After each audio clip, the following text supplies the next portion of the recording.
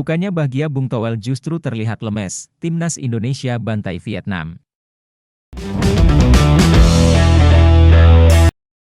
Pengamat sepak bola, Tommy Welly, ramai menjadi perbincangan setelah terlihat lemas usai Timnas Indonesia membantai Vietnam di Stadion Maidi, Hanoi. Bung Toel nonton bareng Timnas Indonesia versus Vietnam dan disiarkan secara live oleh channel YouTube Sport 77. Ia juga memberikan reaction, komentar selama pertandingan. Ketika Timnas Indonesia mencetak gol ketiga lewat Ramadan Sananta pada menit ke-97, terlihat para penonton bersorak bahagia. Mamat Alkatiri dan Rifhan Pradipta selaku host juga jingkrak-jingkrak bahagia. Namun, berbeda dengan Bung Toel yang terlihat duduk saja dan tak ikut merayakan. Momen tersebut kemudian diunggah oleh akun Twitter Indosupporter dengan keterangan berbau sindiran. Ada yang lemes, tulis akun Indosupporter. Unggahan itu kemudian ramai dikomentari oleh netizen. Tak sedikit yang merasa geram dengan Bung Toel. Kok ada ya orang YG lemes gitu ketika timnas menang? Oh iya, dia mau selebrasi mungkin malu hacknya, tulis Cem. Malaysia kalau mau ngambil yang satu ini boleh, kalau bisa malah kita yang bayar, tulis TL. Dia warga mana sih? Tulis Cer. Ekspresinya kok sama kayak terusir di laga tadi ya? Jangan-jangan nama asli Bung Toel ini Nguyen Van Well, tulis ID.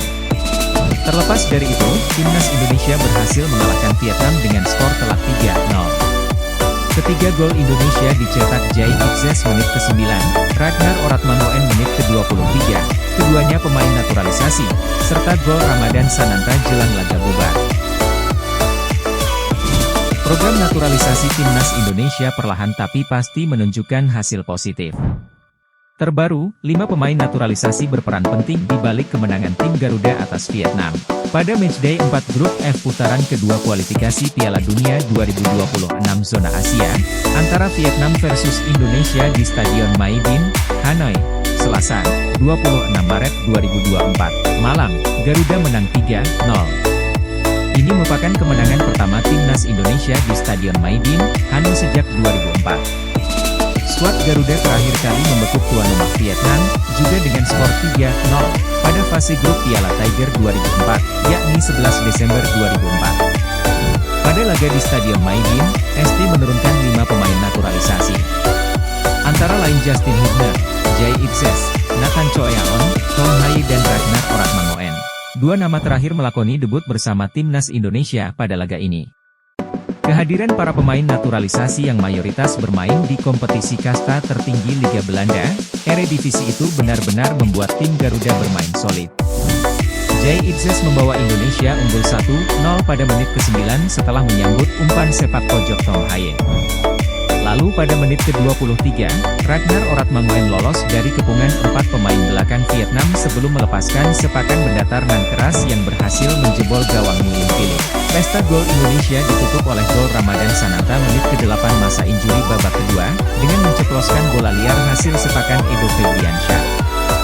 Kontribusi para pemain naturalisasi Indonesia pada laga ini sekaligus membungkam kritik terhadap mereka. Seperti bek kontroversial Vietnam, Doan Van Hau yang menyindir para pemain naturalisasi Timnas Indonesia. Jika para pemain itu benar-benar bagus, mereka akan berusaha untuk masuk ke Timnas Belanda atau negara-negara sepak bola berkembang di Eropa, ujar Doan Van Hau dikutip dari media Vietnam, VN Express.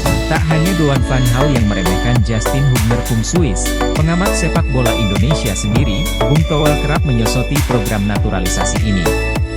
Bung Toel menilai naturalisasi pemain mematikan harapan pemain lokal. Faktanya, Shin Tae-yong mampu menciptakan permainan solid lewat gabungan pemain naturalisasi dan pemain lokal, seperti Rizky Ridho, Marcelino Ferdinand, hingga Ramadan Sananta.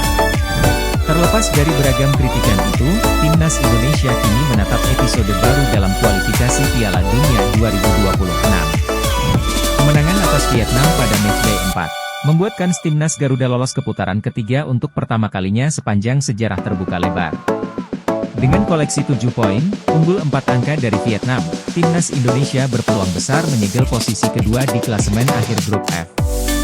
Indonesia hanya butuh 1 kemenangan dari 2 laga tersisa, kontra Irak dan Filipina, untuk memastikan 1 tempat di putaran ketiga kualifikasi Piala Dunia 2026. Sebagai informasi, babak ketiga kualifikasi PD 2026 akan diikuti 18 tim terbaik Asia, juara dan runner-up setiap grup di putaran kedua. Mereka akan dibagi menjadi 3 grup, di mana 2 tim terbaik setiap grup akan lolos ke putaran final Piala Dunia 2026. Mampukah timnas Indonesia melangkah lebih jauh dengan kehadiran para pemain naturalisasi? Ayo, terbang tinggi Garuda!